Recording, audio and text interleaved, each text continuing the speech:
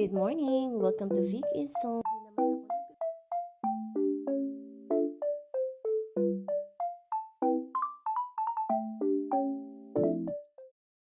Good morning! Welcome to Vik I Sogn, Norway.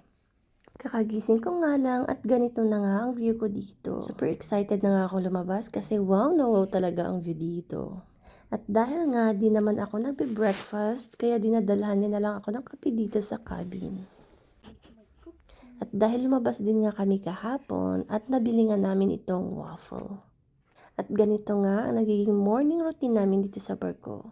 Medyo busy siya pag morning kasi nga tinatapos niya yung mga gawain niya bago kami lumabas. So usually lumalabas kami 11 or after lunch. At dahil nga meron silang tendering today, dinalhan niya lang ako ng kape and then mabilisang kape lang kami at umalis na siya. So mamaya aabangan niya lang ako doon sa may tendering area. At sumakay nga ako ng tender boat at dito niya na ako inantay.